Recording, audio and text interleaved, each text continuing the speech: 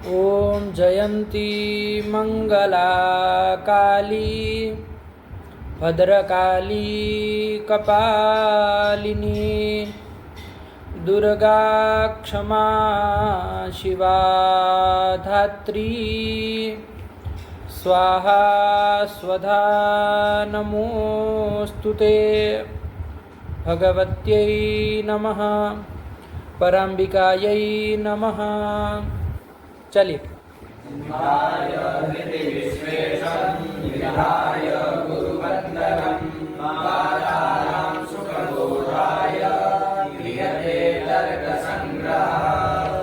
चलो बाबू, है ना, इसको खुला रखना चाहिए वैसे, लेकिन वो नाव की आवाज़ आएगी ना, डिस्टर्ब करेगा। चलो कोई बात नहीं।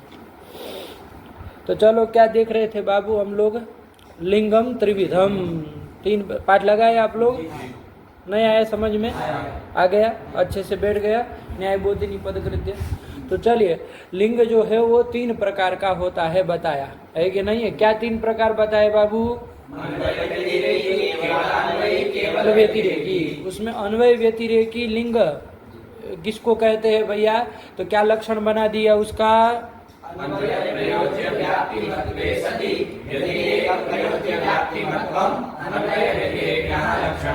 है ना, सीधे सीधे कहना हो तो अन्वय व्याप्ति भी जिस हेतु में रहे और व्यतिरेक व्याप्ति भी जिस हेतु में रहे, उस हेतु को क्या कहेंगे? जैसे कौन हेतु ऐसा होता है? धूम हेतु। वन्नी की सिद्धि करने में जो धूम हेतु है वो क्या होगा? अन्वय व्यतिरेकी हेतु होगा। आया कि नहीं आया समझ में? चलिए, तो यही अन्वय व्यतिरेकी का हेतु को हम लोग देख लिए, ठीक है ना। अन्वय व्यतिरेकी हेतु जो है, अन्वय व्याप्ति रहे और व्यतिरेक व्याप्ति रहे। अन्वय व्याप्ति क्या है? तो क्या बोले उसके लिए? अन्वय व्याप्ति क्या है? अधिकरण्यम, यही ना लेनी है। यहाँ सब जगह अन्वय व्याप्ति की जब बोले तो यही वाली लेकर के चलिए। आया कि नहीं? क्या लेनी है बाबू? और व्यतिरेक व्याप्ति क्या है?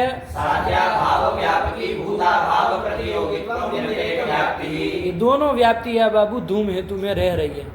वन्नी की जो अन्वय व्याप्ति हो चाहे व्यतिरेक व्याप्ति हो, दोनों की दोनों धूम में रह रही है। आया कि नहीं आया?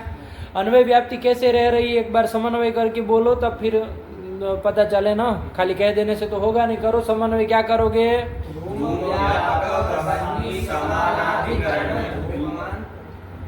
मतलब परामर्श बोलने के लिए हम कहे क्या तुमको? क्या कहे हम? हाँ, घटाने के लिए कहे ना कि धूम में रह रही है, तो घटा के बताओ। तो घटाओ ना, हेतु व्यापक वह्नि और उसका समानाधिकरण। ऐसे घटाओगे? धूम का व्यापक वह्नि, उस वह्नि का समानाधिकरण धूम में रह रहा है। अरे घटाओ तो एकदम साफ साफ लगना चाहिए, सुनने वाले को, अनपढ़ आदमी भी समझ जाए कि हाँ व्याप्ति गई उसमें। ऐसा बोलोगे तब जाके घटाया ये धूम का व्यापक वह्नि, तो विद्वान ना आदमी समझ पाएगा। अरे आपका लक्षण क्या है? हेतु व्यापक साध्य सामानाधिकरण्यम। तो हेतु धूम। हाँ, ये ना समन्वय संगठन करने का प्रकार क्या होता है कि बस खाली बोल देंगे कि धूम का व्यापक वह्नि हुआ, वो उसका सामानाधिकरण धूम में रहता है, तो विद्वान आदमी ही समझ पाएगा। अरे गंवार आदमी भी समझ जाए ऐसी वाणी बोलो कि घटाते समय कोई गंवार आदमी जो कुछ नहीं जानता वो भी समझ जाए, हाँ व्याप्ति गई तो सही, चाहे जैसे भी गई लेकिन गई। ऐसे ही ना घटाना चाहिए। क्या घटाओगे? बोलो। हेतु उसका व्यापक साध्यम वह्नि तत्सामानाधिकरण्यम धूमे। तो यही आपकी व्याप्ति जो है वो कहाँ रह गई? धूम में रह गई। तो यह अन्वय व्याप्ति वाला हो गया कि नहीं हो गया? इसलिए अन्वयी इसको कहा जाएगा। अरे अन्वय व्याप्ति रह जाएगी तो अन्वयी कहेंगे। ऐसे ही व्यतिरेक व्याप्ति देख लो बाबू, रहेगी कि नहीं रहेगी? क्या है व्यतिरेक व्याप्ति?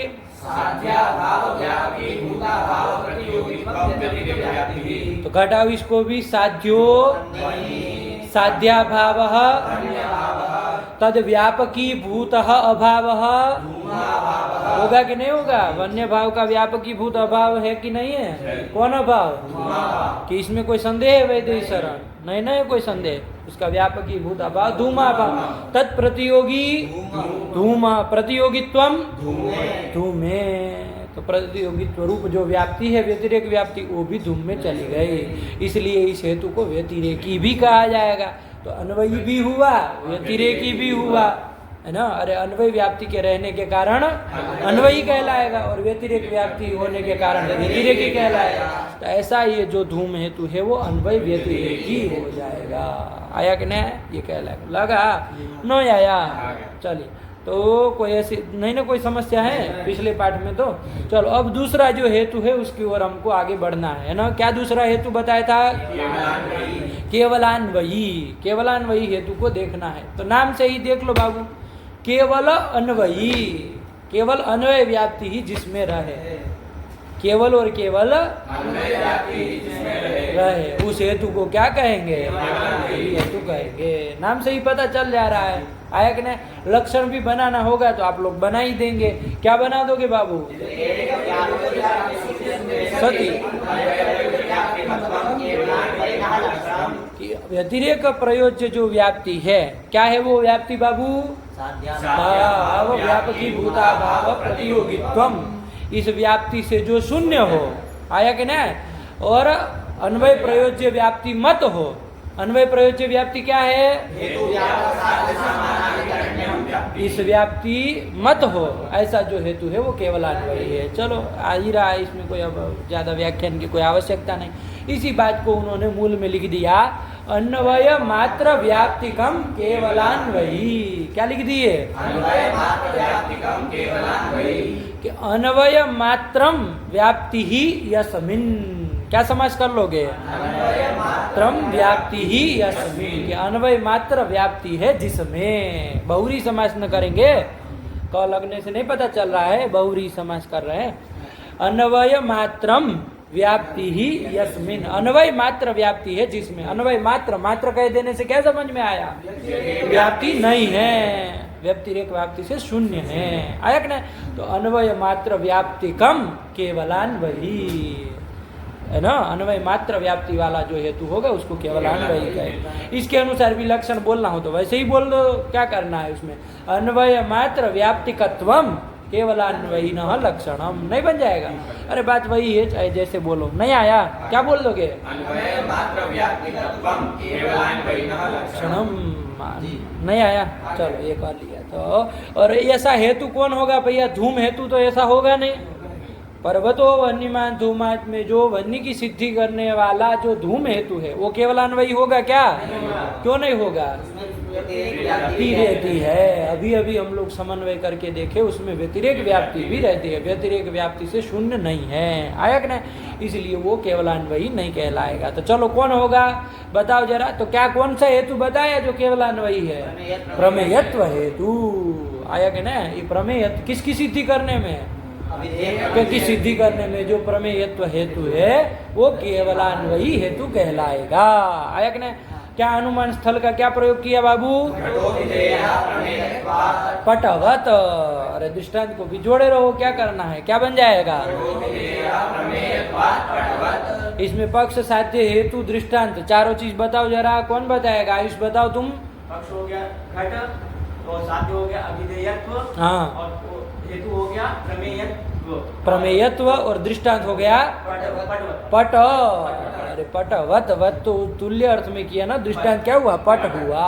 वत को छोड़ देना है, वती प्रत्यय को। चलो तो दृष्टांत हुआ पट। लगा कि नहीं लगा? इसमें तो किसी को संदेह नहीं है साध्य हेतु में? कि संदेह है कोई? अभिधेयत्व क्या चीज है बाबू? अभिधेय मतलब बोध्य, वाच्य। सटीक शब्द कहना हो तो वाच्य, किसी पद के द्वारा वाच्य बताए जाने वाला अभिधेय, वाच्य, सब पर्याय होता है। तो दुनिया का जितना भी पदार्थ है बाबू, सारा का सारा किसी न किसी पद का वाच्य है कि नहीं है? तो वाच्य तो बाबू कहाँ कहाँ रहेगा? सभी जगह रहेगा, सर्वत्र विद्यमान होगा, सर्वत्र रहेगा, नहीं रहेगा? तो सर्वत्र विद्यमानत्वम केवलान्वयित्वम। ये केवलान्वयी शब्द ऐसा भी है, ध्यान रखना। ये यहाँ जो केवलान्वयी हेतु को बताया गया ना अभी, तो अन्वय मात्र व्याप्तिकम केवलान्वयी, तो हेतु को बताने वाला जो केवलान्वयी शब्द है वो तो अन्वय मात्र व्याप्ति जिसमें रहे वो केवलान्वयी। लेकिन एक केवलान्वयी शब्द ऐसा भी है, ध्यान रखना, सर्वत्र विद्यमान जो पदार्थ होता है उसको भी केवलान्वयी कहते हैं। तो खिचड़ी नहीं न पकाएंगे, केवलान्वयी दोनों आएंगे शब्द, तो कहाँ पर कौन सा केवलान्वयी है जाने रहोगे ना। यहाँ जो हेतु के लिए केवलान्वयी शब्द आया उसका तो क्या मतलब है, मात्र व्याप्ति जिसमें रहे उस हेतु को केवलान्वयी, उस केवलान्वयी का तो ये तात्पर्य है कि अन्वय मात्र व्याप्ति वाला, उसका यही ना अर्थ है। लेकिन ये जो केवलान्वयी हम बोल रहे हैं वो ध्यान रखना, दोनों में विवेक रखना है ना, दोनों ये किसके लिए कह रहे हैं केवलान्वयी दूसरा वाला, कि जो सर्वत्र विद्यमान होता है, जो पदार्थ विद्यमान होता है उसको भी केवलान्वयी कहते हैं। आया कि नहीं, उसको क्या कहते हैं। तो दोनों अलग अलग चीज है ना, दोनों की खिचड़ी मत पकाना है ना, दोनों का प्रयोग अभी टीकाओं में करेंगे, तो कहाँ पर कौन सा है इसका थोड़ा विवेक रखना, इसलिए पहले बता दे रहे। क्या केवलान्वयी के, सर्वत्र विद्यमान त्वम केवलान्वयी त्वम, क्या करेंगे, सर्वत्र विद्यमान त्वम केवलान्वयी त्वम, जो पदार्थ सब जगह रहे उसको भी केवलान्वयी कहते हैं। जैसे अभिधेयत्व सब जगह रह रहा है कि नहीं रह रहा, इसलिए ये केवलान्वयी कहलाएगा। नहीं आया, क्योंकि सर्वत्र विद्यमान। ऐसे ही प्रमेयत्व भी जान रहे कि नहीं जान रहे, प्रमेयत्व क्या चीज है बाबू, प्रमा का जो विषय, उसको तो प्रमेय कहेंगे बाबू, प्रमेयत्व पूछ रहे हैं, प्रमा विषयत्व, अरे तो उधर भी जोड़ो तो इधर भी जोड़ो। अरे प्रमेय मतलब प्रमा का विषय, प्रमा मतलब यथार्थ ज्ञान, उसका विषय जो होगा उसको क्या कहेंगे, प्रमेय कहेंगे, और उसमें प्रमेयत्व रहने वाला धर्म हो जाएगा। जैसे दुनिया के जितने भी पदार्थ है बाबू वो किसी न किसी प्रमा के विषय होंगे कि नहीं होंगे, हम लोगों के ही होंगे ऐसा नहीं है। चलो ईश्वर के प्रमा का विषय तो सारा का सारा पदार्थ होगा कि नहीं होगा, क्योंकि ईश्वर तो सर्व विषय का ज्ञानवान है और यथार्थ ज्ञानवान है। तो ईश्वर की जो प्रमा है मतलब यथार्थ ज्ञान है, उसका विषय दुनिया के सब पदार्थ हुए कि नहीं हुए, तो प्रमेय सब हो गए। दुनिया के जितने भी पदार्थ है सब क्या है, प्रमेय है, सबको प्रमेय कहा जाएगा क्योंकि प्रमा के विषय है। और सब में प्रमेयत्व रहेगा कि नहीं रहेगा, तो प्रमेयत्व भी कहाँ कहाँ रहा, सब जगह रहा। तो ये भी कैसा कहलाएगा, केवलान्वयी, सर्वत्र विद्यमान होने के कारण ये भी केवलान्वयी कहलाएगा। इस तरह का केवलान्वयी कह रहे, खिचड़ी मत पकावा बाबा, दोनों केवलान्वयी में आया कि नहीं आया, नहीं समझे क्या देव बताए। ज्ञेयत्व कह दो कोई दिक्कत नहीं, ज्ञेयत्व मतलब ज्ञान विषयत्व, आया कि नहीं आया। अरे ज्ञान के विषय होंगे कि नहीं होंगे, और प्रमा कह देने से क्या हो जाता है, यथार्थ ज्ञान का लिया जाएगा। प्रमा कह देने से यथार्थ ज्ञान लिया जाएगा, और खाली ज्ञान कहेंगे तो यथार्थ यथार्थ स्मृति अनुभव सब प्रकार के ज्ञान आ जाएंगे। ज्ञान और प्रमा में अंतर समझ रहे कि नहीं, ज्ञान तो सब ज्ञान आ गए, उसमें स्मृति भी आ गया, अनुभव भी आ गया, अनुभव के भी सब भेद प्रभेद सब आ गए ज्ञान कहने से। लेकिन प्रमा कह देने से यथार्थ ज्ञान ही लिया जाएगा, ये अंतर, बाकी कुछ वो नहीं है। अब ज्ञेयत्व भी कहो तो ज्ञान विषयत्व, तो दुनिया के जितने भी पदार्थ है बाबू वो किसी न किसी ज्ञान के विषय है कि नहीं है, तो ज्ञान विषयत्व ज्ञेयत्व सब जगह जाएगा। तो प्रमेयत्व ज्ञेयत्व अभिधेयत्व ये सब पदार्थ क्या होते हैं, केवलान्वयी होते हैं, सर्वत्र विद्यमान रहते हैं। आया कि नहीं, इसी को केवलान्वयी कहते, तो आपको उलझना नहीं है। बैठी बात नहीं आई, चलो तो यही अनुमान स्थल लिया। क्या अनुमान स्थल बोलो बाबू एक बार, पटवत, ये अनुमान स्थल लिया। यहाँ जो प्रमेयत्व हेतु है वो कैसा हेतु है, केवलान्वयी हेतु है। कि क्यों केवलान्वयी, क्योंकि इसमें अन्वय मात्र व्याप्ति ही रहती है। आया कि नहीं, हम लोग मूल तो पढ़ ही लिए ना कि नहीं पढ़े, क्या है अन्वय व्याप्ति। अन्वय व्याप्ति बोलनी हो तो क्या बोलेंगे, साध्य सामान्य अधिकरणम, यही ना अन्वय व्याप्ति लेनी है। तो घटाया जाए इसमें, जरा घटे समन्वय हो तब ना, हेतु करके कौन लिया जाएगा बाबू, प्रमेयत्व। आया कि नहीं, हेतु हो जाएगा प्रमेयत्व, हेतु प्रमेयत्वम। उसका व्यापक साध्य कौन होगा, तो उसका व्यापक होगा कि नहीं होगा। अरे जहाँ जहाँ अभिधेयत्व प्रमेयत्व है वहाँ वहाँ सब जगह तो है कि नहीं है, तो प्रमेयत्व का व्यापक अभिधेयत्व साध्य हुआ कि नहीं हुआ। किसका व्यापक कौन हुआ, यत्व का व्यापक अभिधेयत्व हुआ, उसका सामानाधिकरण्य किसमें जाएगा? प्रमेयत्व में जाएगा। जाएगा कि नहीं जाएगा? तो ये अन्वय व्याप्ति जो है वो किसमें रह गई? प्रमेयत्व में रह गई। तो अन्वय व्याप्ति मत तो चला गया। अच्छा देख लिया जाए, व्यतिरेक व्याप्ति इसमें रहती है कि नहीं रहती है? व्यतिरेक व्याप्ति क्या है आपकी? व्याप्ति ही। तो घटाया जाए इसको। साध्य क्या है बाबू यहाँ पर? अभिधेयत्व। साध्याभाव क्या होगा? अभिधेयत्व भाव। मिलेगा वो? कहीं नहीं मिलेगा। अरे जो पदार्थ सब जगह रह रहा है उसका अत्यंत अभाव कहीं मिलेगा? नहीं ना मिलेगा, क्योंकि वो अभिधेयत्व ही सब जगह रह रहा है, तो उसका अभाव तो क्या हो जाएगा? अप्रसिद्ध हो जाएगा। आया ना? नहीं ना मिलेगा बाबू? नहीं मिलेगा। तो व्याप्ति नहीं घटी, तो व्यतिरेक व्याप्ति रह रही है क्या उसमें? प्रमेयत्व हेतु में नहीं ना घटी। इसलिए ये व्यतिरेक व्याप्ति से क्या हो गया? शून्य हो गया। तो व्यतिरेक प्रयोज्य व्याप्ति से जो शून्य हो और अन्वय व्याप्ति वाला हो उसको क्या कहते हैं? हेतु कहते हैं। तो प्रमेयत्व हेतु केवलान्वयी। आया कि नहीं? और वैसे मूल के अनुसार सीधा सीधा भी लगाना हो तो यत्र यत्र प्रमेयत्वम तत्र तत्र अभिधेयत्वम, ये अन्वय व्याप्ति बनेगी कि नहीं बनेगी? क्या बोलोगे? क्या दृष्टांत बना लोगे? पट। पट को दृष्टांत बना लेंगे, घट को नहीं ना बनाएंगे। घट को चूंकि पक्ष किए हैं इसलिए। अरे पक्ष में तो हमको सिद्धि न करनी है, उसको दृष्टांत कैसे बनाए? दृष्टांत तो वो हो जो जिसमें निश्चय हो, है ना? साध्य का जिसमें निश्चय हो कि भाई यहाँ पर प्रमेयत्व हेतु रह रहा है और अभिधेयत्व साध्य भी रह रहा है। ऐसा साध्य का जिसमें निश्चय हो उसको ना दृष्टांत बनाया जाएगा। तो यथा क्या कर देंगे? दृष्टांत पट। तो ऐसे भी बोलना हो तो बोल लो। क्या बोलोगे? व्याप्ति यत्र यत्र पट। आया कि नहीं आया? और व्यतिरेक व्याप्ति बोलनी होगी तो क्या बोलेंगे इसमें?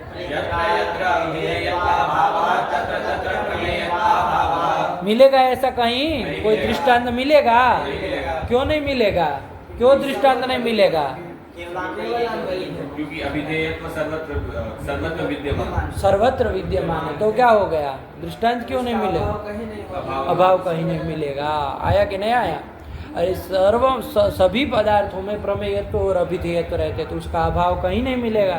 तो व्यतिरेक दृष्टांत नहीं मिलेगा। तो व्यतिरेक व्याप्ति नहीं है। खाली बोल देने से नहीं ना हो जाएगा यत्र यत्र अभिधेयत्व अभाव तत्र तत्र प्रमेयत्व अभाव। खाली कह देने से थोड़ी ना हो गए कि चलो अब व्यतिरेक व्याप्ति हो गई। अरे दृष्टांत मिले भी तो, दृष्टांत भी तो मिलना चाहिए। तो ऐसा नहीं ना मिल रहा, इसलिए यहाँ व्यतिरेक व्याप्ति नहीं है। बैठी बात कि नहीं बैठी? चलिए भाई ये मूल पढ़ लो एक बार तो फिर आगे चलें। अन्वय मात्र व्याप्तिकम केवलान्वयी यथा घटो विधेयः प्रमेयत्वात् पटवत् अत्र प्रमेयत्व विधेयत्वयोर् प्रमेयत्वाभिधेयत्व सवर्ण दीर्घ न किया होगा। विधेयत्वयोर् व्यतिरेक व्याप्तिर्नास्ति। देखो बता दिए कि यहाँ पर अत्र, अत्र मतलब कुत्र? घटो विधेय प्रमेयत्वात्। इस अनुमान स्थल में जो ये आपका प्रमेयत्व हेतु है उसमें व्यतिरेक व्याप्तिर नास्ति। यहाँ व्यतिरेक व्याप्ति नहीं बनेगी। नहीं ना है? क्यों नहीं बनेगी? तो वही हेतु देंगे उसमें। अत्र व्यतिरेक व्याप्तिर नास्ति। क्यों नहीं है? तो हेतु देंगे उसमें।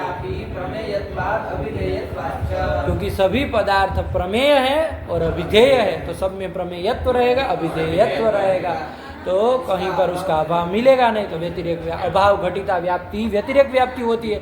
अरे साध्या अभाव और हेतु भाव की जो व्याप्ति है वही ना व्यतिरेक व्याप्ति, तो वो नहीं मिलेगी। व्यतिरेक व्याप्ति नास्ति। बैठ गए बात? चलो हाँ चलो हो गया ना मूल? एकदम मूल में किसी को संदेह नहीं ना है? हाँ चलो।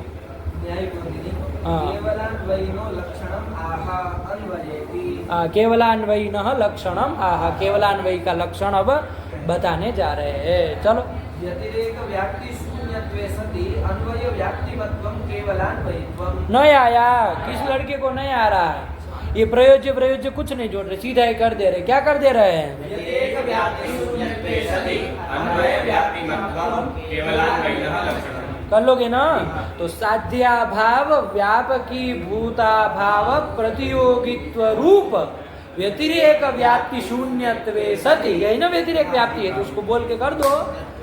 व्यतिरेक व्यापकी भूता भाव प्रतियोगित्व रूप व्यतिरेक व्याप्ति शून्यत्वे सति हेतु व्यापक साध्य सामानाधिकरण्य रूप अन्वय व्याप्ति मत्वम केवलान्वयिना लक्षणम।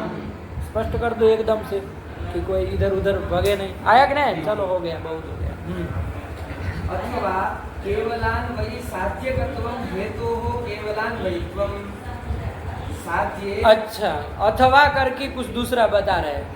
अथवा करके ये तो एक लक्षण मत दिए, अथवा करके कुछ पक्षांतर भी बता रहे कि ऐसा भी यहाँ पर कहा जा सकता है।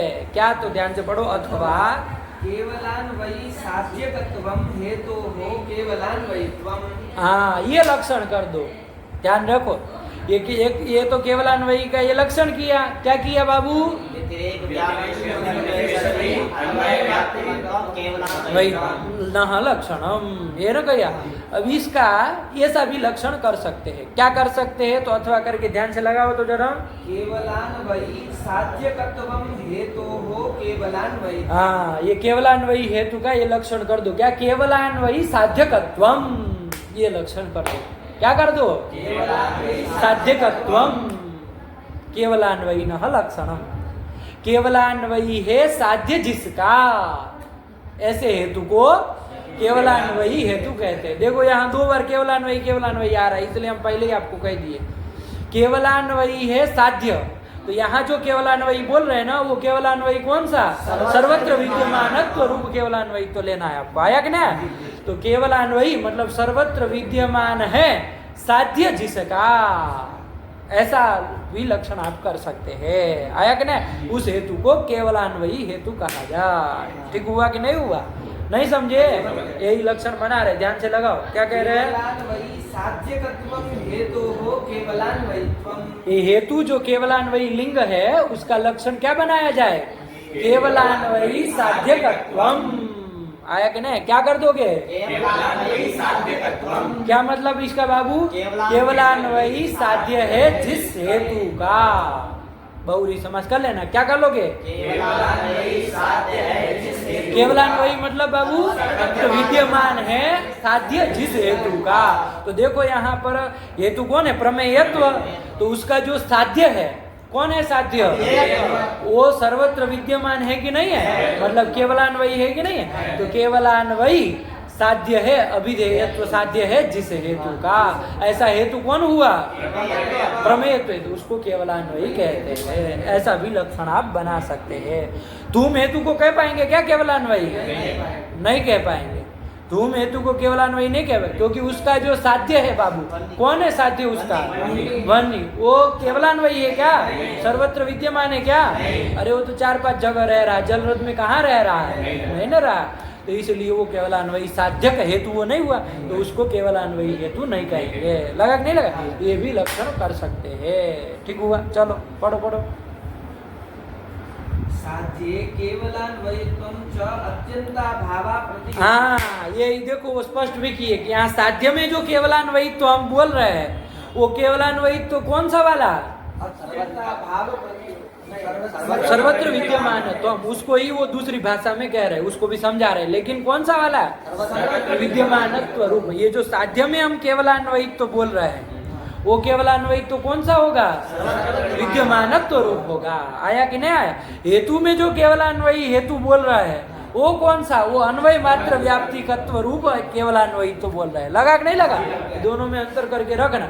अभी उसी को जो हम सर्वत्र विद्यमानत्व जो इसको बोल रहे हैं, उसी को ये थोड़ा दूसरे तरीके से कह रहे हैं, उसी को समझा रहे हैं, स्पष्ट लक्षण दे रहे हैं। क्या कह रहे हैं? पढ़ो बाबू। साध्ये केवलान्वयित्वं च अत्यन्ताभावा प्रतियोगित्वम। ये कर दो। सर्वत्र विद्यमानत्व कहो चाहे अत्यंताभावा प्रतियोगित्व कहो, यही केवलान्वयित्व हम साध्य में कह रहे हैं। आया कि नहीं? क्या मतलब बाबू? अरे देखो, अभिधेयत्व जो है वो सब जगह रहा ना, तो उसका अभाव मिलेगा? अभिधेयत्व का अभाव मिलेगा? तो अत्यंताभाव का वो प्रतियोगी हो पाएगा कभी भी? नहीं हो पाएगा। कौन? अत्यंताभाव का कभी भी प्रतियोगी हो पाएगा? क्या हो जाएगा? अप्रतियोगी हो गया। तो अत्यंताभाव का जो अप्रतियोगी हो, वही केवलान्वयी होता है। आया कि नहीं आया?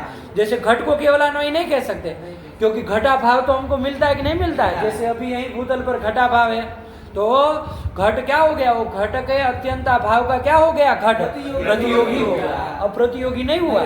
तो जो अत्यंता भाव का अप्रतियोगी हो वही केवलान्वयी है। आया कि नहीं? तो वो कौन होगा? जो सब जगह रहे वही ना होगा। तो सर्वत्र विद्यमानत्वम केवलान्वयित्वम बोलो, चाहे अत्यंता भावा प्रतियोगित्वम केवलान्वयित्वम बोलो, एक ही बात है। नहीं समझे? लगा कि नहीं? कि केवलान्वयी क्या है इसका मतलब? कि अत्यंता भाव का जो अप्रतियोगी हो वही केवलान्वयी। तो अभिधेयत्व कभी भी अत्यंता भाव का प्रतियोगी होता है? अप्रतियोगी होता है, इसलिए वो केवलान्वयी है। आया कि नहीं? अभिधेयत्व अभाव बाबू कहीं मिलता तब न वो अभी अत्यंता भाव का प्रतियोगी होता, वो अभाव तो कहीं मिल नहीं रहा, तो अत्यंता भाव का वो अप्रतियोगी हो गया, इसलिए वो केवलान्वयी कहलाता है। नहीं लगा? ये केवलान्वयित्व जो साध्य में हम बोल रहे हैं है ना, वो कौन सा वाला लेना है? सर्वत्र विद्यमान न तुम चाहे प्रतियोगित्वम। आया कि नहीं? तो इसी के अनुसार लक्षण यदि बनाना हो बाबू, ये केवलान्वयी हेतु का लक्षण बनाना हो तो क्या बनाएंगे बाबू? अभी तो बोला था केवलान्वयी साध्यकत्वम, तो केवलान्वयी की जगह अत्यंता भावा प्रतियोगी, इसको जोड़ दो, तो अत्यंता भावा प्रतियोगी साध्यकत्वम केवलान्वयी न लक्षणम बन जाएगा कि नहीं बन जाएगा? क्या? अत्यंता भावा प्रतियोगी साध्यत्वम केवलान्वयिनः लक्षणम्। आया कि नहीं आया? केवलान्वयी हेतु का लक्षण क्या बन गया? अत्यंता भावा प्रतियोगी साध्यत्वम केवलान्वयिनः लक्षणम्। बन गया कि नहीं बन गया? कि अत्यंता भाव का जो अप्रतियोगी है, साध्य है जिस हेतु का, उस हेतु को हेतु कहेंगे। बेटी बात, चाहे केवलान्वयी साध्यकत्वम भी बोल दो, चाहे सर्वत्र विद्यमान साध्यकत्व बोल दो, कोई दिक्कत नहीं है। आया कि नहीं आया? चलिए यही लक्षण बन जाएगा। भाई कह रहे पढ़ो बाबू। साध्ये केवलान्वयत्वं च अत्यंता भावा प्रतियोगित्वं तथा च अभावा प्रतियोगी साध्यकत्वं केवलान्वयी हेतु लक्षणम्। बना लिए? केवलान्वयी हेतु का क्या लक्षण कर दिए? तथा च अभावा प्रतियोगी साध्यकत्वं केवलान्वयी हेतु यही ना कर दिया? अरे अभावा प्रति अत्यंता भावा प्रतियोगी साध्यकत्वम केवलान्वयी हेतु हो लक्षण। केवलान्वयी हेतु जो है ना, 3 तरह के लिंग बताए, उसमें जो दूसरा लिंग है उस केवलान्वयी लिंग, उसका ये लक्षण बन जाएगा। क्या बन जाएगा? अत्यंता भावा अत्यंता भाव जोड़ो उसमें, अत्यंता भाव। हाँ, अत्यंता भावा प्रतियोगी साध्यकत्वम केवलान्वयिनः लक्षणम्। ये बना दो तो बन जाएगा, कोई दिक्कत नहीं। प्रमेय हेतु हेतु में समन्वय हो जाएगा। हाँ चलो। एतच्च लक्षणं हेतुर्व्यतिरेकित्वेपि संगच्छते। हाँ, ये जो लक्षण है हमने जो ये बताया, इस लक्षण के अनुसार बाबू साध्य का केवलान्वयी होना तो जरूरी है कि नहीं है? लेकिन हेतु का केवलान्वयी होना जरूरी नहीं है। मतलब हेतु को सर्वत्र विद्यमान होना पड़े ऐसा जरूरी नहीं है। ये जो लक्षण बनाया उसके अनुसार ध्यान दो बाबू, है कि नहीं है? इसमें साध्य तो हमें सर्वत्र विद्यमान होना चाहिए, लेकिन हेतु को सर्वत्र विद्यमान होना ऐसा जरूरी नहीं है। मान लीजिए हम ऐसा अनुमान प्रयोग करें, घटो विधेय घटत्वात्, हेतु प्रमेयत्व न बना करके क्या बना दे? घटत्व को हेतु बना दे। किसको हेतु बना दे? तो क्या बन जाएगा? अनुमान का प्रयोग बोलो, घटो विधेय घटत्वात्। पक्ष साध्य हेतु बोलो, पक्ष घट साध्य अभिधेयत्व और हेतु घटत्व। घटत्व। तो देखो जहाँ जहाँ घटत्व है वहाँ वहाँ अभिधेयत्व है कि नहीं है? घटत्व कहाँ रहता है? घट में रहता है, वहाँ अभिधेयत्व है कि नहीं है? तो सद्धेतु है, कोई दिक्कत नहीं। अभिधेयत्व ज्यादा रहे, साध्य तो अधिक में रहे, कोई दिक्कत नहीं। हेतु ज्यादा में नहीं रहे तो ठीक हो गया कि नहीं हो गया? यहाँ पर ये जो घटत्व हेतु होगा बाबू, ये तो वैसा सर्वत्र विद्यमान वाला केवलान्वयी तो नहीं है, नहीं ना? फिर भी इसमें ये लक्षण चला जाएगा, कोई दिक्कत, क्योंकि इसमें हमने क्या कहा है? साध्य केवलान्वयी होना चाहिए। हमने अभी जो लक्षण बनाया उसमें क्या कहा है? साध्य केवलान्वयी सर्वत्र विद्यमान होना चाहिए, अत्यंता भाव का अप्रतियोगी होना चाहिए। हेतु के लिए कोई नहीं कहा है। तो देखो साध्य तो यहाँ केवलान्वयी है ही, अभिधेयत्व तो केवलान्वयी है ही, तो इसलिए केवलान्वयी साध्यकत्वम आपका घटत्व हेतु में भी चला जाएगा। जैसे प्रमेयत्व हेतु में जाता है वैसे ही घटत्व हेतु में भी चला जाएगा, कोई दिक्कत नहीं है। तो घटत्व हेतु भी कैसा हेतु हो जाएगा? केवलान्वयी हेतु हो जाएगा। हो जाएगा कि नहीं हो जाएगा? क्योंकि देखो ना, साध्य को केवलान्वयी, साध्य को ही केवलान्वयी कहा जा रहा है। वही कह रहे, लगा कि नहीं लगा? नहीं समझ में आया? हाँ वही कह रहे, पढ़ो। एतच्च लक्षणं हेतुर्व्यतिरेकित्वेपि संगच्छति। हेतु यदि व्यतिरेकी पे व्यतिरेकित्व भी मतलब व्यतिरेक व्याप्ति उसमें रहेगी ऐसा नहीं कह रहे, ध्यान रखना। हेतु यदि केवलान्वयी नहीं भी होगा, है ना, तब भी जैसे प्रमेयत्व हेतु तो मान लीजिए केवलान्वयी था, तो ऐसी भ्रांति मत पालना कि उसी में होगा, है कि नहीं है। हेतु यदि मान लीजिए ऐसा भी रहे कि जो सर्वत्र नहीं रहता है, ऐसा भी व्यतिरेकी हेतु होगा जिसका अभाव कहीं मिलता है, ऐसा भी घटत्व पटत्व हेतु भी होगा, तो उसमें भी ये आपका लक्षण चला जाएगा, कोई दिक्कत नहीं है। नहीं समझ में आया? वही कह रहे। हाँ, साध्यस्य केवलान्वयित्वादेव व्यतिरेक व्याप्ति। चलो ये हो गया इसका। तो दो लक्षण इसके न्याय बोधिनी के अनुसार निकल के आ गए। एक तो पहला सीधे सीधे जो निकल रहा है, क्या बना है उसका? केवलान्वयी साध्यकत्व।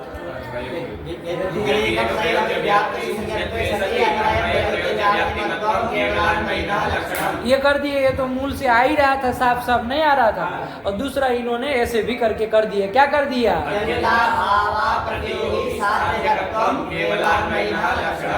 चाहे इसको केवलान्वयी साध्यकत्वम केवलान्वयी न लक्षणम ये भी कर दो तो कोई दिक्कत नहीं, लेकिन बार बार दो बार केवलान्वयी केवलान्वयी बोलेंगे ना तो उलझने की संभावना है।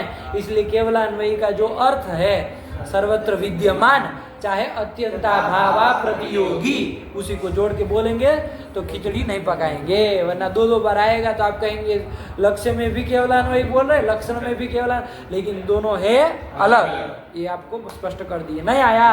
चलिए, तो क्या बोलेंगे बाबू? दूसरा वाला अथवा करके क्या लक्षण बन गया?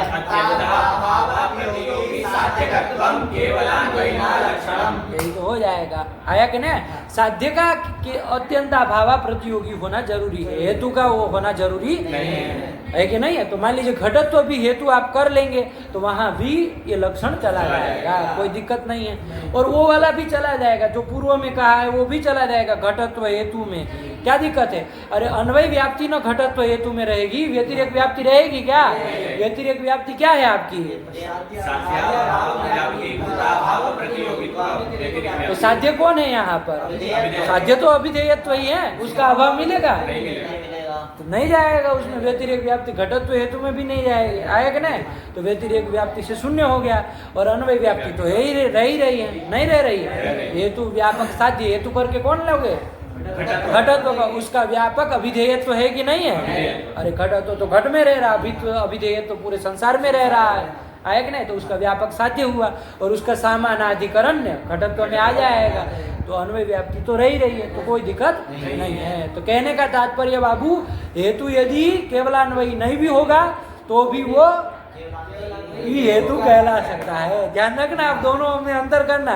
मतलब हेतु यदि सर्वत्र विद्यमान रहने वाला नहीं भी होगा तो भी वो केवलान्वयी हेतु बन जाएगा। साध्य का केवलान्वयी होना जरूरी है। ये स्पष्ट हुआ कि नहीं हुआ?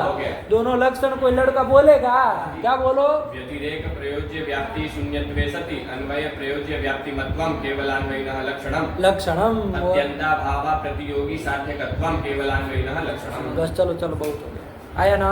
चलो चलो चलो।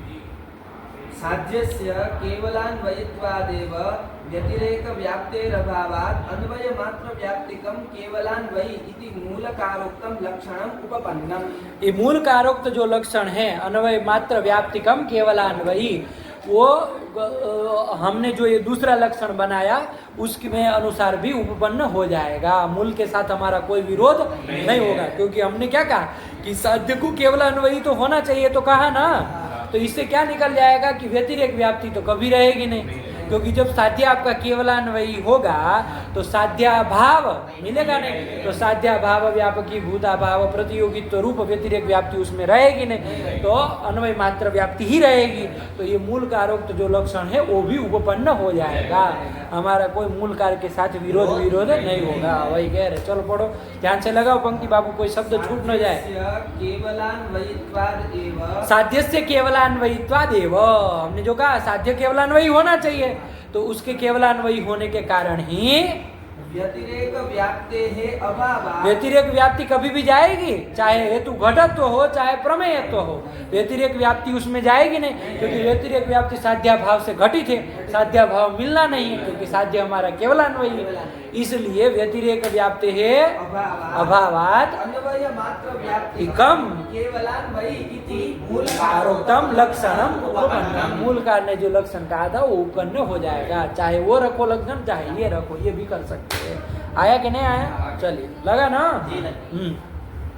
ये नया लक्षण एक दे दिए, मतलब ये जो आपके न्याय बोधिनिकार है, ये दूसरा लक्षण अथवा करके एक दूसरा लक्षण भी दे दिए। आया कि नहीं? तो उसमें भी कोई मूल के साथ कोई वो नहीं है, वो मूल लग ही जाएगा। हाँ चलो। अत्यंता भावा प्रतियोगित्वम केवलान्वयित्वम। अब जाके इनको केवलान्वयित्व की चिंता पड़ी कि भैया ये केवलान्वयी हम जो साध्य में जोड़ दिए हैं, ये केवलान्वयी किसको कहते हैं? तो अत्यंताभावा प्रतियोगित्वम केवलान्वयित्वम। आया कि नहीं आया? क्या कर दिए? केवलान्वयित्वम, ठीक है ना? याद रहेगा ना? क्या कर दोगे? है ना? जो अत्यंता भाव का क्या हो बाबू? अप्रतियोगी हो। आया कि नहीं? है ना? मतलब जिसका अभाव न मिलता हो वही ना अत्यंता भाव का प्रतियोगी होगा, अप्रतियोगी होगा, वही केवलान्वयी होगा। घट को हम केवलान्वयी कह सकते हैं? क्यों नहीं कह सकते हैं? क्योंकि घटाभाव मिलेगा हमको भूतल आदि में, तो उस अत्यंता घटात्यंता भाव का वो प्रतियोगी ही हो जाएगा, अप्रतियोगी नहीं होगा। जो अप्रतियोगी होगा वही केवलान्वयी होगा। तो अभिधेय तो प्रमेय तो सब केवलान्वयी हो जाएंगे। चलो, न च करके शंका कर रहे भैया, न च करके शंका उठा रहे, ध्यान से लगाओ। अत्यंता भावा प्रतियोगित्व रूप केवलान्वयित्वम आकाशा भावे संयोगा भावे च व्याप्तिमिति वाच्यम। व्याप्तिम व्याप्तमिति वाच्यम। व्याप्तम व्याप्तमिति वाच्यम। व्याप्तमिति वाच्यम। क्या तुम पढ़ रहे हो? अव्याप्त न हुआ, ध्यान से पढ़ो पंक्ति, क्या अंडबन पढ़ो। न च अत्यंता भावा प्रतियोगित्व रूप केवलान्वयित्वम। ये जो अत्यंता भाव, अब इसके अब वो छोड़ दिए, अब केवलान्वयी हेतु की चर्चा हो गए, अब इसमें लग गए। ये जो केवलान्वयित्व जो अत्यंता भावा प्रतियोगित्व रूप केवलान्वयित्व कहा, उसका अब विचार करने जा रहे हैं। आया कि नहीं? वो मूल को लगा दिए, मूल का काम हो गया। आया कि नहीं? क्या कह रहे हैं यहाँ पर कि ये जो आपने केवलान्वयित्व क्या बनाया? प्रतियोगित्वम केवलान्वयित्वम कहा, तो ये जो अत्यंता भावा प्रतियोगित्व रूप केवलान्वयित्व है, वो कहीं उसकी अव्याप्ति दिखा रहा है। इस तरह का यदि केवलान्वयी का लक्षण बनाएंगे तो उसकी अव्याप्ति होगी। कहाँ अव्याप्ति दिखा रहे हैं? आकाशा भावे संयोगा भावे च अव्याप्तम, ये दो जगह अव्याप्ति दिखाए। कहाँ? आकाशा भावे संयोगा भावे, यहाँ अव्याप्ति हो जाएगी आकाशा भाव और संयोगा भाव में। देखो बाबू, आकाश जो है गगन, आकाश वो कहाँ रहता है बाबू? गगन कहाँ रहता है? गगन का कोई आधार होता है क्या? जैसे घट का आधार तो भूतल आदि होंगे, वन्नी का आधार पर्वत होगा, धूम का आधार पर्वत आदि होंगे, है ना? ऐसे आकाश का कोई आधार होता है क्या? नहीं होता है। आकाश जो है बाबू अवृत्ति पदार्थ कहा जाता है। क्या कहा जाता है? अवृत्ति पदार्थ, जिसका कोई आधार नहीं है, निराधार है कि नहीं है? जिसका कोई आधार, कोई अधिकरण नहीं है। तो गगन आकाश जो है क्या है? अवृत्ति पदार्थ है। क्या कहेंगे? अवृत्ति पदार्थ। अवृत्ति मतलब जो कहीं नहीं रहे, निराधार हो गया, जो कहीं नहीं रहे। अरे वृत्ति मतलब रहने वाला, कहीं रहे उसको वृत्ति कहते हैं, जो कहीं नहीं रहे उसको क्या कहेंगे? अवृत्ति है। तो गगन आकाश ये क्या है? अवृत्ति पदार्थ है। तो गगन का अभाव जो है वो कहाँ रह जाएगा बाबू? जब गगन कहीं नहीं रहा तो गगन का अभाव है, गगनाभाव, वो कहाँ रह जाएगा? कहीं नहीं रहेगा। सब जगह हाँ। अरे गगन कहाँ रहा बकलोल, कहीं नहीं रहा। तो गगना भाव कहाँ रहेगा, सब जगह रहे। अरे गगन जब कहीं नहीं रहा तो गगना भाव सर्वत्र रहेगा या कि नहीं रहेगा। अरे भाई जब प्रतियोगी नहीं रहा तो उसका अभाव में रह जाएगा। जैसे यहाँ घट नहीं रहा तो घट का अभाव रह गया। ये तो कह रहा है घट भी नहीं रहेगा, घट अभाव भी नहीं रहेगा, तो जाए चूल्हे बाढ़ में सब है। अरे भाई जब गगन कहीं नहीं रहा, अवृत्ति कह रहे हैं आप, गगन कहीं नहीं रहे तो गगना भाव कहाँ रह गया, सर्वत्र रह गया। तो गगना भाव भी बाबू केवलान्वयी होता है। क्या होता है, केवलान्वयी होता है। कैसा होता है, केवलान्वयी होता है। लगा कि नहीं लगा, एक बात समझ में आई। दूसरी बात, संयोगा भाव ये भी केवलान्वयी होता है। आप कहेंगे संयोगा भाव कैसे केवलान्वयी होगा, संयोग तो रहता है ना, है कि नहीं कहीं, तो संयोगा भाव। देखो बाबू संयोगा भाव भी केवलान्वयी हो। कैसे बाबू, देखो ये जो उत्पीठिका है, हमने इसके ऊपर हाथ रखा तो हमारा हस्त का संयोग हुआ कि नहीं हुआ, है कि नहीं है। तो संयोग अभी उत्पीठिका पर, हस्त का संयोग जो है वो उत्पीठिका के ऊपर है कि नहीं है, संयोग है। लेकिन इस देशावच्छेदेन है ना, एतद देशावच्छेदेन अपर देशावच्छेदेन यहाँ संयोग है क्या, नहीं। तो जिस उत्पीठिका पर संयोग रहा उसी उत्पीठिका पर अन्य देशावच्छेदेन संयोग का अभाव भी रह गया कि नहीं रह गया। तो जहाँ संयोग रह रहा है वहीं पर यदि संयोग अभाव रह गया तो जहाँ संयोग नहीं है वहाँ संयोग अभाव तो होता ही है। तो संयोग अभाव भी क्या बनेगा बाबू, केवलान्वयी होता है। लगा कि नहीं लगा, संयोग अभाव भी क्या हो जाता है। जैसे आपका भी देखिए, आपका संयोग अभी इस चटाई पर है कि नहीं, जहाँ पर आप बैठे, तो जिस चटाई पर आपका संयोग है बाबू उसी चटाई पर आपका संयोगा भाव भी है कि नहीं है। अरे अन्य देशावच्छेदेन है कि नहीं है, तो संयोगा भाव भी क्या होता है, केवलान्वयी, क्योंकि सर्वत्र विद्यमान है, नहीं है। अरे जहाँ संयोग रह गया वहाँ भी संयोगा भाव रह गया, तो जहाँ संयोग नहीं है वहाँ तो संयोगा भाव नहीं होता है। आया कि नहीं, तो संयोगा भाव भी सर्वत्र विद्यमान है होने के कारण ये भी क्या होता है, केवलान्वयी होता है। आया कि नहीं, कौन कौन केवलान्वयी बताया बाबू, संयोगा भाव, ये दोनों केवलान्वयी होता है। लगा कि नहीं लगा, नहीं ना कोई संदेह, संयोगा भाव भी केवलान्वयी होता है। ठीक हुआ बाबू। अब इसमें आपका केवलान्वयी का लक्षण जाना चाहिए, लक्ष्य है ये, तो इसमें केवलान्वयी का लक्षण जाना चाहिए। क्या है, आपने क्या केवलान्वयी का लक्षण बनाया, अत्यंताभावा प्रतियोगित्वम, केवलान्वयी न लक्षण किया आपने, तो अत्यंताभावा प्रतियोगित्व जाना चाहिए। तो देखो गगना भाव में जाएगा अत्यंताभावा प्रतियोगित्व, गगना भाव का अभाव क्या होगा, गगना भावा भाव किम स्वरूप होगा, गगन स्वरूप होगा। क्या बताए थे, अत्यंता भाव का अभाव किम स्वरूप होता है,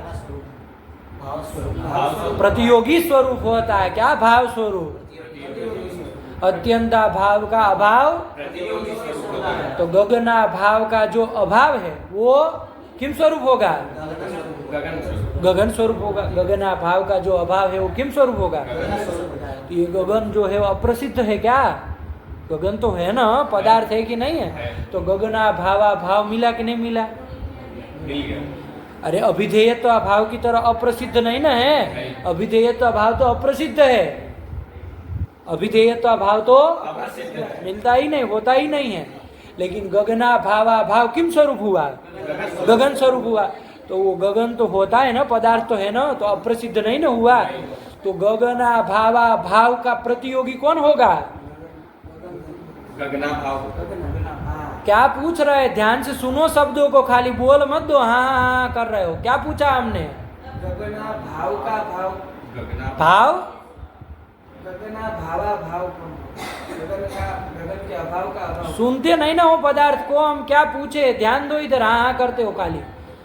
गगना भावा भाव का प्रतियोगी कौन होगा, गगना भाव। अरे घटा भाव का प्रतियोगी कौन होता है, घट होता है। गगना भाव का जो अभाव है उसका प्रतियोगी कौन होगा, गगन ही हो गया उसका प्रतियोगी। अरे किम स्वरूप होगा ये नहीं पूछ रहे बुड़बक, हम पूछ रहे गगना भाव का जो अभाव है कि नहीं है, उसका प्रतियोगी कौन होगा, अरे भाई इतना क्या संदेह आपको हो रहा है? घटा भाव का प्रतियोगी कौन होता है? पटा भाव का प्रतियोगी कौन होता है? क्यों? क्योंकि जिसका अभाव है वही ना उसका प्रतियोगी। यस्य अभावः सब प्रतियोगी। तो घटा भाव का प्रतियोगी कौन होगा? पटा भाव का प्रतियोगी कौन होगा? तो गगना भावा भाव का प्रतियोगी आपको पूछ लिए तो नानी मर गई, कौन होगा? गगना भाव होगा। अरे गगना भाव का जो अभाव है उसका प्रतियोगी कौन होगा? गगना भाव होगा। अरे तीसरे अभाव का प्रतियोगी दूसरा ना होगा? तो क्या इसमें समस्या हो रही है? अरे गगना भावा भाव का प्रतियोगी कौन होगा? गगना भाव होगा। तो ये गगना भाव जो है ये अत्यंता भाव का प्रतियोगी हुआ कि अप्रतियोगी हुआ? प्रतियोगी न हुआ। अरे गगना भावा भाव हमको गगन स्वरूप मिला, उसका ये प्रतियोगी न हुआ कि अप्रतियोगी हुआ? तो गगना भाव था केवलान्वयी, लेकिन आपका लक्षण उसमें नहीं गया। क्या समझे? गगना भाव में केवलान्वयी का लक्षण नहीं गया। वो था तो आपका लक्ष्य ना केवलान्वयी था, सर्वत्र रहता है, लेकिन आपका लक्षण जो आपने केवलान्वयी का बनाया है, क्या बनाया आपने? लक्षणम आया कि ना? ये लक्षण आपका किसमें नहीं गया? अव्याप्ति हो गई। नहीं आया समझ में? क्या आया बोलो? ये जो हमने लक्षण बनाया उसका केवलान्वयी का कि अभाव अत्यंता भाव प्रतियोगिता ये गगना भाव में नहीं गया। लक्षण ये बनाया फिर कह रहा नहीं जा रहा है। कुछ बात साफ साफ बोलो, समझ में आए जिसको। पामर लोगों को भी समझ में आए ऐसी वाणी उच्चरित करना सीखो बाबू। विद्वानों को समझ में आए ऐसी वाणी बोलने की जरूरत नहीं। एकदम गंवार से गंवार आदमी भी आपको समझ पाए वैसी वाणी बोलने का, सीधे ही सब विद्वान ही बन जाएंगे तो फिर मूर्खों का क्या करेंगे फिर हम? बोलो। देखो लड़का बोलेगा साफ साफ, अरे अभिव्यक्ति साफ रखो बाबू, तुम पदार्थ समझते हो, अभिव्यक्त करना सीखो। गगना भाव केवलान्वयी पदार्थ है। क्यों? क्योंकि वो सर्वत्र रहता है। क्योंकि गगन कहीं नहीं रहता है तो गगना भाव सर्वत्र रह गया तो केवलान्वयी पदार्थ है। तो आपका लक्ष्य है तो उसमें लक्षण जाना चाहिए। क्या लक्षण किया आपने? अत्यंता भाव का अप्रतियोगित्व उसमें जाना चाहिए। तो गगना भाव में अत्यंता भाव का अप्रतियोगित्व जा रहा है क्या? क्योंकि उसमें तो क्या जा रहा है? अत्यंता भाव का प्रतियोगित्व ही जा रहा है। कौन से अत्यंता भाव का प्रतियोगित्व जा रहा है? भावा भाव का प्रतियोगित्व ही जा रहा है। गगना भावा भाव मिलता है कि नहीं मिलता है? अरे गगना भावा भाव किम स्वरूप होता है? गगन स्वरूप होता है। वो तो प्रसिद्ध है। ये अभाव तो अभिधेयता भाव की तरह प्रसिद्ध नहीं है, ये तो प्रसिद्ध है गगना भाव भाव। और उसका प्रतियोगी ही हो गया कौन? गगना भाव उसका प्रतियोगी ही हुआ, अत्यंता भाव का अप्रतियोगी नहीं हुआ। आया कि नहीं? तो अत्यंता भाव प्रतियोगित्व तो नहीं गया तो क्या हो गया? अव्याप्ति हो गई। हुई कि नहीं हुई? नहीं समझे? ऐसे ही दूसरा कौन बताए थे केवलान्वयी पदार्थ? संयोगा भाव। केवलान्वयी है, मानते कि नहीं मानते? क्योंकि संयोगा भाव सर्वत्र विद्यमान है तो उसमें लक्षण जाना चाहिए कि नहीं जाना चाहिए? लेकिन कहा है कि अव्याप्ति हो जाएगी। क्यों हो जाएगी? क्योंकि वो भी अत्यंता भाव का क्या हो जाएगा? प्रतियोग। कौन से अत्यंता भाव का देव? भावा भाव का प्रतियोगी हो जाएगा। क्योंकि संयोगा भावा भाव किम स्वरूप होगा? तो वो तो प्रसिद्ध है कि नहीं है? तो उसका ये क्या हो गया? प्रतियोगी ही हो गया। अत्यंता भाव का ये प्रतियोगी ही हो गया, अप्रतियोगी नहीं हुआ। तो अत्यंता भाव प्रतियोगित्व लक्षण उसमें भी नहीं गया तो क्या हो गया? वही तो लिखे है ना से शंका। बैठी कि नहीं बैठी? अरे ध्यान से लगा बाबा। संदेह किसी को? जैसे ये संयोगा भाव वाला था, अभी इसमें संयोग और उसका अभाव दोनों एक साथ नहीं रह सकते भाई, यहाँ पे संयोग का। अरे बोले ना, यही तो हम समझाए ना आपको, इसको समझाए हम युक्ति से आपको कि भाई जहाँ पर जैसे एक वृक्ष है, वृक्ष पर कपी, कपी मतलब जानते हो कौन? बंदर है कि नहीं है? तो वृक्ष पर कपी जो है वो बैठा है तो कपी का संयोग है कि नहीं वृक्ष पर? लेकिन कैसे? शाखा वच्छेदेन है। कहाँ बैठा है? शाखा पे बैठा है कि मूल पे बैठा है? बंदर मूल पे जाके बैठता है कि ऊपर शाखा पे जाके बैठता है? तो शाखा वच्छेदेन वृक्ष पर कपि संयोग है कि नहीं है? उसी वृक्ष पर मूलावच्छेदेन कपि संयोग का अभाव भी है कि नहीं है?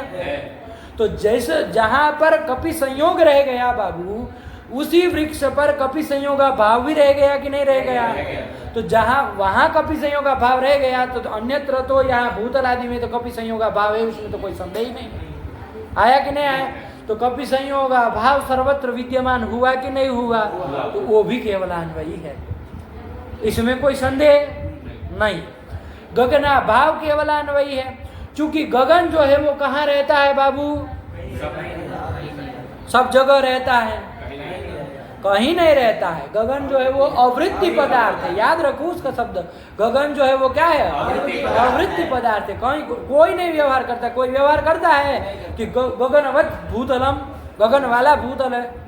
हम गगन की सत्ता नहीं विरोध कर रहे, गगन की सत्ता नहीं ठुकरा रहे। गगन पदार्थ है, आकाश पदार्थ। हम कहते हैं भाई पृथ्वी जल तेज आकाश काल दिग आत्मा, तो सब आकाश हम कह रहे हैं ना कि पदार्थ है, लेकिन वो रहता है क्या कहीं पर? किसी उसका कोई आधा अधिकरण होता है क्या? नहीं होता है। वो कहीं आधे ही नहीं बनता, उसका कोई अधिकरण नहीं होता है, ये कह रहे हैं। तो कहीं पर नहीं हुआ ना, उसकी सत्ता नहीं खंडित कर रहे बाबू, उसमें मत उलझ जाओ।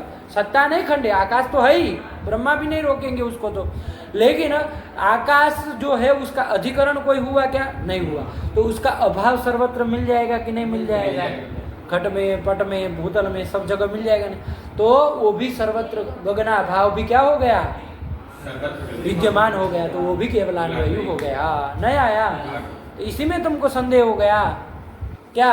मुड़ी हिला रहा बेवकूफ तरीका, जंगली। बोलो। अरे हाँ ना, बोलना सीखो, पदार्थों को बोलना सीखो। जो जंगली थे वरना जीवन भर जंगली रहोगे, खाली मुड़ी हिलाओगे। तो बोलना सीखो। हाँ, अत्यंता भावा प्रतियोगित्व रूप केवलान्वयित्वम आकाशाभावे संयोगाभावे च अव्याप्तमिति वाच्यम। ये शंका की है, आया कि नहीं आया? ठीक हुआ? तुमको अभी संदेह कोई हो गया? हाँ चल अब कोई नहीं पूछेगा। स्वविरोधी वृत्ति मदत्यंता भावा प्रतियोगित्वस्यैव तदर्थत्वात्। हाँ, वो कहा कि हम इस तरह से कह देंगे, अत्यंता भावा प्रतियोगित्व केवलान्वयित्व अभी तक कह रहे थे, लेकिन उसमें कुछ जोड़ दिया। जोड़ के क्या बनाया? स्वविरोधी वृत्ति मद अत्यंता भावा प्रतियोगित्वस्यैव तदर्थत्वात्। स्वविरोधी वृत्ति मत अत्यंता भावा प्रतियोगित्वम, ये बना देंगे। क्या बना देंगे? स्वविरोधी वृत्ति मत अत्यंता भावा प्रतियोगित्वम केवलान्वयित्वम। ये अत्यंता भाव में दो विशेषण दे दिए। अत्यंता भाव में दो विशेषण क्या दिया? पहला क्या दिया? स्वविरोधी। स्वविरोधी होना चाहिए। क्या होना चाहिए? विरोधी अत्यंता भाव होना चाहिए। आया कि नहीं? और दूसरा क्या दे दिए? वृत्ति मत, कि वो अत्यंता भाव वृत्ति मत होना चाहिए। आया कि नहीं? ऐसा जो अत्यंता भाव होगा उसका अप्रतियोगित्व, यही केवलान्वयित्व है। लगा कि नहीं लगा? तो क्या लक्षण बना दिए? स्वविरोधी वृत्ति मत अत्यंता भाव प्रतियोगित्वम केवलान्वयित्वम।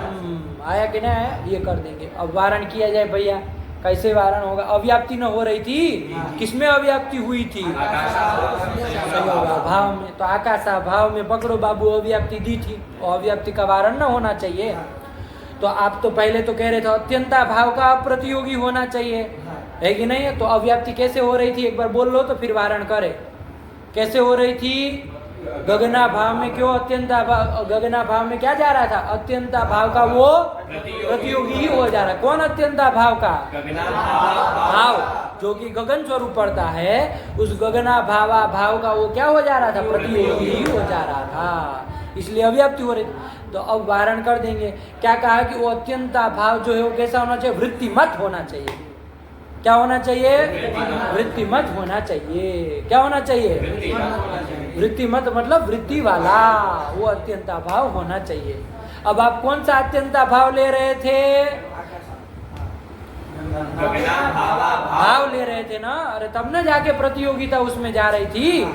अत्यंता भाव की प्रतियोगिता आप गगना भाव में ले रहे थे। कौन से अत्यंता भाव की? भाव की। वो अब अत्यंता भाव जो गगना भावा भाव आप ले रहे थे, वो वृत्ति मत है क्या? वृत्ति मत, वृत्ति वाला है वो कहीं रहता है क्या? गगना भावा भाव किम स्वरूप होता है? गगना भावा भाव किम स्वरूप होता है? गगन स्वरूप होता है। वो वृत्ति मत होता है क्या? उसकी कहीं वृत्ति होती है क्या? वो तो अवृत्ति पदार्थ है। तो वृत्ति मत अत्यंता भाव गगना भावा भाव हुआ क्या? नहीं हुआ, नहीं ना हुआ। तो अत्यंता भाव करके आप ये नहीं ले सकते। अब वृत्ति मद अत्यंता भाव करके कौन सा लेना पड़ेगा आपको? अभाव, घटा भाव, पटा भाव, वृत्ति मद अभाव, यही ना लेना पड़ेगा। और उसका तो अप्रतियोगी गगना भाव हो जाएगा कि नहीं हो जाएगा? हो जाएगा। तो समन्वय हो जाएगा। नहीं लगा? वृत्तिमत विशेषण दे देने से, कहाँ दिया वृत्तिमत विशेषण?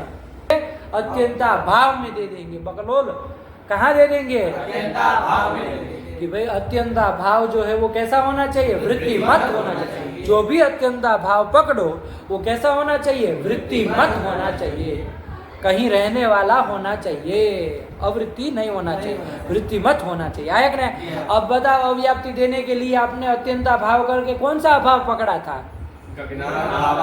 भाव पकड़ा था। वो वृत्ति मत है क्या? नहीं है। वो क्या है? अवृत्ति पदार्थ है। वो वृत्ति मत कहीं रहने वाला नहीं है। क्यों? क्योंकि गगना भाव भाव किम स्वरूप पड़ता है? गगन स्वरूप पड़ता है। वो वृत्ति मत नहीं है। तो वृत्ति मत नहीं ना हुआ। तो हमको कैसा अत्यंता भाव लेना है? वृत्ति मत अत्यंता भाव लेना। तो वृत्ति मत विशेषण किस में दिया? अत्यंता भाव में दिया। अरे जाने रहो, खाली लक्षण में दिया, लक्षण में दिया करने से नहीं ना, सटीक पकड़ो कि कहाँ पर क्या विशेषण देने से वारण हुआ। वृत्ति मत तो विशेषण किस में दिया? अत्यंता भाव में दिया। आया कि नहीं आया? तो वृत्ति मत जो अत्यंता भाव, उसका अप्रतियोगी जो होगा वो केवलान्वयी होगा। ये लक्षण बन गया। हुआ कि नहीं हुआ? अब देखो यहाँ पर अत्यंता वृत्ति मत अत्यंता भाव करके कौन सा अभाव? गगना भाव भाव ले सकते हैं क्या? कौन सा अभाव लेंगे? घटा भाव, पटा भाव। जो वृत्ति मत हो, अरे घटा भाव जैसे भूतल में रहता है तो उसको ले सकते हैं। तो वृत्ति मत अत्यंता भाव घटा भाव हुआ। उसका प्रतियोगी कौन होगा? घट होगा। अप्रतियोगी कौन हो जाएगा? गगना भाव हो जाएगा। अप्रतियोगी तो गगना भाव में चला गया, लक्षण समन्वय हो गया। नहीं आया? इतनी सी बात है, नहीं पकड़ पा रहे? बताओ सीधी सीधी, ठीक है ना? तो क्या कर दिया बाबू? वृत्ति मद अत्यंता भावा प्रतियोगित्वम लक्षणम। तो ये वृत्ति मत विशेषण दे देने से कहाँ अव्याप्ति का वारण हो गया? अव्याप्ति का वारण हो गया। अब दूसरे कहीं भी अव्याप्ति हो रही थी, संयोगा भाव में अव्याप्ति हो रही थी। आया कि नहीं? उसका भी वारण कर लिया जाए। उसका वारण वृत्ति मत देने से नहीं होगा बाबू, है कि नहीं है? क्योंकि वृत्ति मत अत्यंता भाव करके हम कौन सा अभाव ले लेंगे? संयोगा भावा भाव ले लेंगे। क्योंकि संयोगा भावा भाव संयोग स्वरूप, वो तो वृत्ति मत भी होता है ना, वो तो वृत्ति होता है, वो तो रहता है। अरे वृक्ष में, भूतल में, उत्पीठिका पर संयोग तो रहता है ना, तो वो तो वृत्ति मत अत्यंता भाव करके ले सकते हैं। उसका प्रतियोगित्व ही जाएगा। अप्रतियोगित्व कहाँ? संयोगा भाव में नहीं जाएगा। तो अव्याप्ति बनी रहेगी। उसका वारण करने के लिए दूसरा एक विशेषण दिया। क्या दिया? स्वविरोधी। आया कि नहीं आया? क्या दिया? स्वविरोधी। स्वविरोधी ये विशेषण दे देंगे। ये दे देंगे तो वारण हो जाएगा। क्योंकि अब अत्यंता भाव बाबू कैसा लेना होगा? स्वविरोधी होना चाहिए। स्वविरोधी मतलब बाबू प्रतियोगी का विरोधी होना चाहिए। क्या होना चाहिए? ऐसा अत्यंता भाव लेना है जो अपने प्रतियोगी का विरोधी हो। आप कौन सा अत्यंता भाव ले रहे थे? संयोगा भावा भाव ले रहे थे। वो अपने संयोगा भाव का विरोधी है क्या? संयोगा भावा भाव जो है वो उसका प्रतियोगी कौन है? संयोगा भाव। उसका विरोधी है क्या? नहीं। क्योंकि संयोगा भाव जिस वृक्ष में रहा उसी वृक्ष में संयोगा भावा भाव, यानी कि संयोग भी रहा कि नहीं रहा? रहा कि नहीं रहा? ये परस्पर में विरोधी। अरे विरोधी तो तब न कहे जब दोनों एक साथ न रहे। आया कि नहीं आया? दो लोग एक थाली में खाए और दोनों को विरोधी कहे, ऐसा कहना संभव नहीं है। विरोधी कब कहेंगे?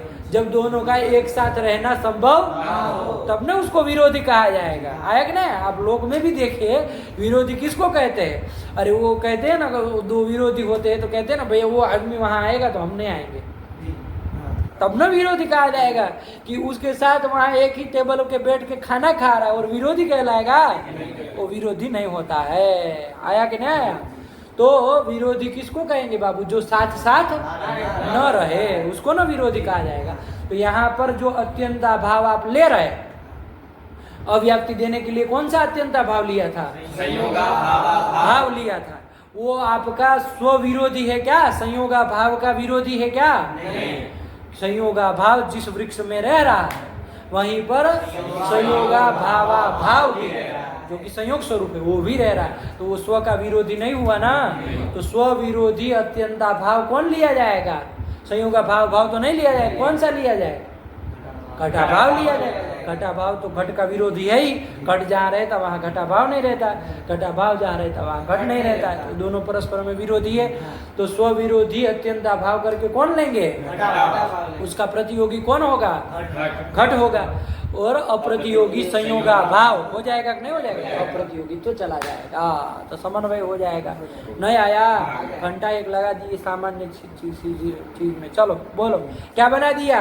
क्या निकला? लक्षण क्या आया केवलान्वयी का?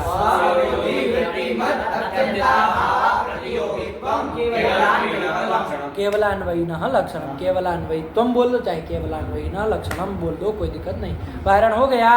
कौन सा विशेषण कहाँ देने पर कहाँ अव्याप्ति का वारण हुआ? कोई बोल सकता है?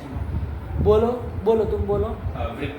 वृत्ति मत ये विशेषण देने से। कहाँ देने पर? अत्यंता भाव में ये विशेषण देने पर आकाशा भाव में जो अति अव्याप्ति हो रही तो उसका वारण हो गया। और संयोगा भाव में अव्याप्ति का वारण कैसे हो? बोलो। स्वविरोधी ये दल देने से, कहाँ देने में विशेषण देने से दल देने से संयोगा भाव में अव्याप्ति का वारण हो गया।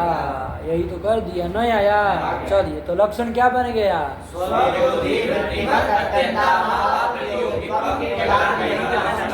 कुछ पदार्थ समझने का बाबू स्वभाव बनाओ, है कि नहीं है? तुम्हारा स्वभाव पदार्थ सीखने का नहीं रहता है ना। तुमको लगता कि मैं क्या पूछ लूँ और कैसे विद्वान बन जाओ टोली में, ऐसे नहीं पदार्थ आएगा बाबू। समझने का धैर्य रखना चाहिए, बातों को समझना चाहिए पहले। जब पहले समझ ले अच्छे से तब फिर प्रश्न पूछना चाहिए। और प्रश्न आता है तो फिर तुरंत पूछो।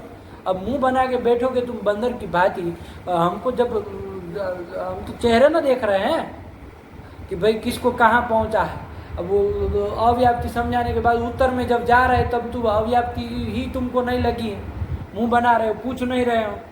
तो ऐसा गूंगे रहने से तो नहीं ना आएगा। बोलना पड़ेगा, जो चीज़ है उसको साफ साफ बताओ, स्वच्छ हृदय से। ऐसे मन में रखने से नहीं चलेगा। आया कि नहीं आया? पदार्थ समझा? लक्षण क्या बना?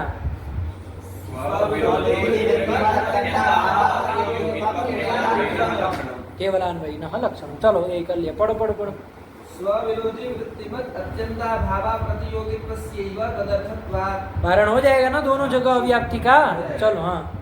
एक जातीय संबंधेन सर्वत्र विद्यमानत्वं केवलान्वयित्वम् इति नव्याः। और नव्य लोग, नव्य आचार्य लोग तो सीधा सीधा यही कर दे रहे थे। क्या?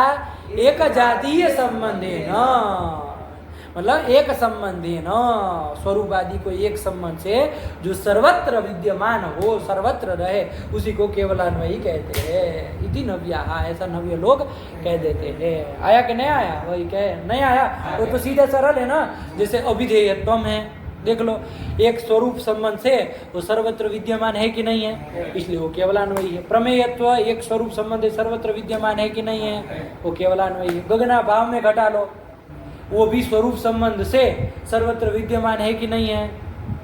एक जातीय संबंध से गगना भाव सर्वत्र विद्यमान है। हाँ, केवलान्वयी है। आया कि नहीं? संयोगा भाव भी सर्वत्र विद्यमान है कि नहीं है, वो भी केवलान।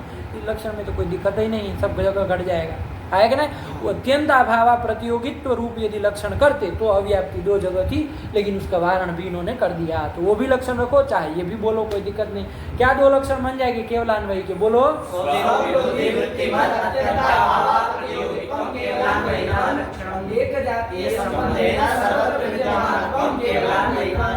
आया कि नहीं? ये लक्षण बन जाएगा। चलो चलो, हो गया न्याय बोधिनी। वेदा ना ये बस वो केवलान्वयी के विचार में ही चल पड़े। आया कि नहीं आया? चलो कोई बात नहीं, आगे चलो। पदकृत्य केवलान्वयिनो लक्षणम आह अन्वयेति।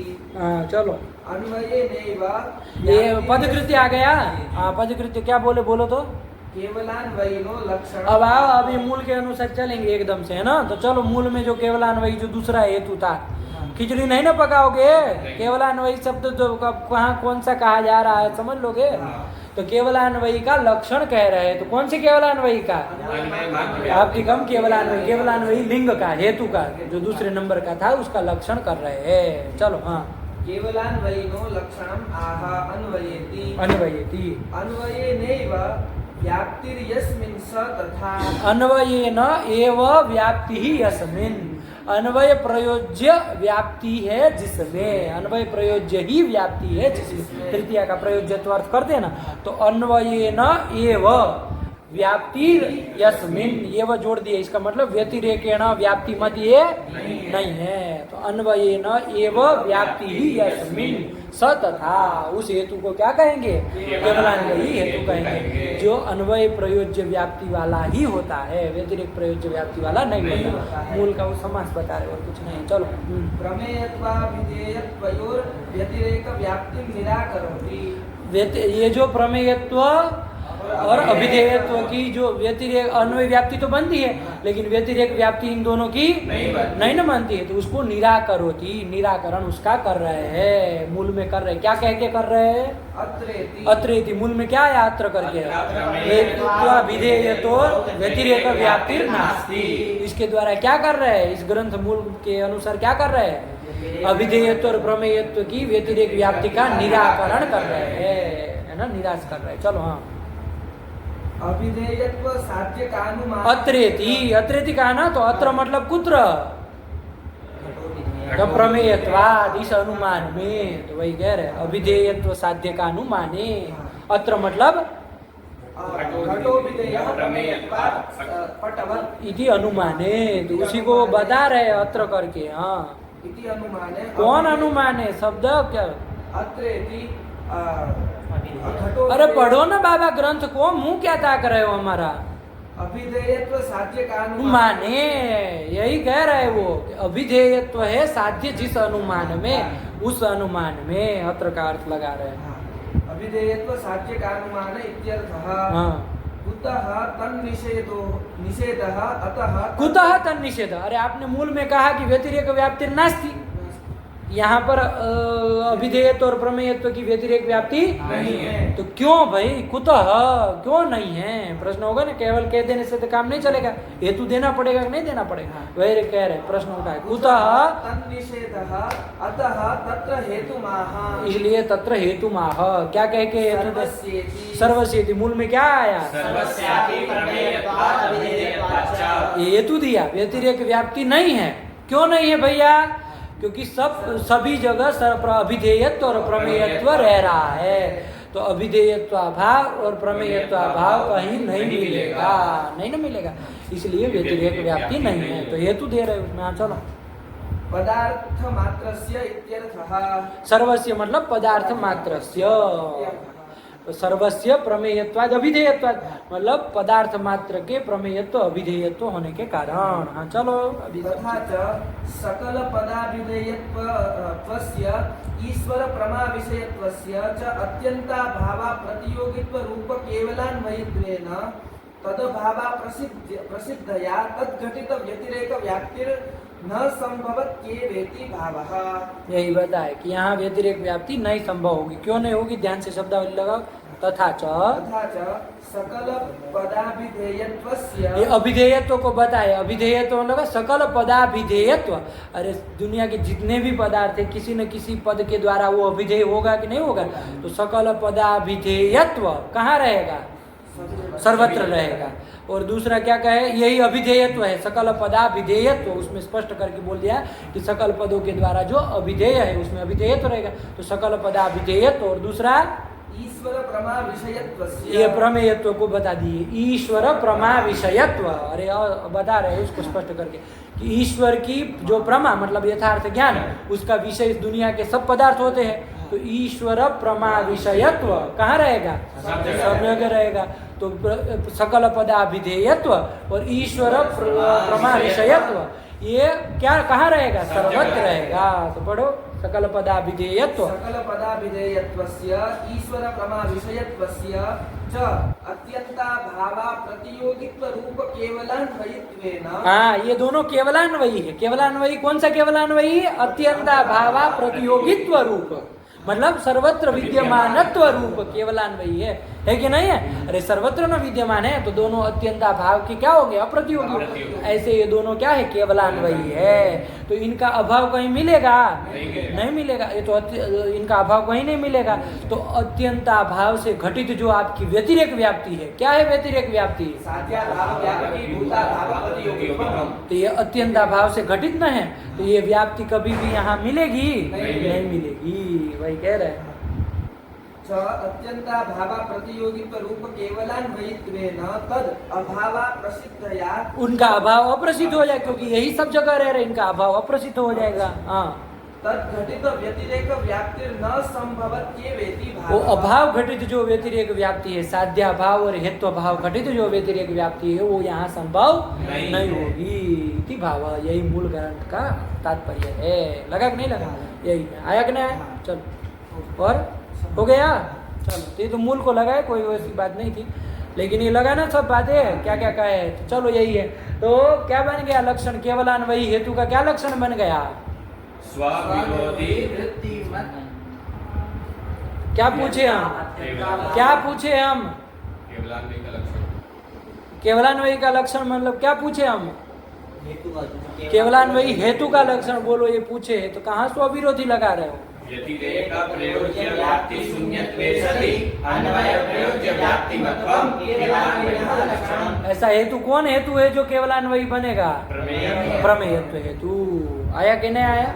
अभिधेयत्व की सिद्धि करने में जो प्रमेयत्व है जो केवलान्वयी है, क्योंकि उसमें अन्वय व्याप्ति ही रह रही, व्यतिरेक व्याप्ति नहीं रह रही, इसलिए वो केवलान्वयी हेतु है। इसके प्रसंग में वो दूसरा वाला केवलान्वयी का भी विचार न्याय बोधिनी में विस्तार से किया, तो वो भी लगाना। आया कि नहीं आया? चलिए अब बिठाना अच्छे से, नहीं समझ कोई दिक्कत हो तो बोलो। आया कि नहीं? चलो, तो यही है बाबू, इनको लगाओ और फिर आगे चलते हैं। कितना समय हुआ? रखा जाए पाठ कि चलना है? बोलो, रखा जाए। चलो, वो है कुछ नहीं, सरल है, लगाना है ना, याद कर लेना बाबू जो जो बात आई। रखा जाए। भगवते नमः, पराम्बिकाये नमः।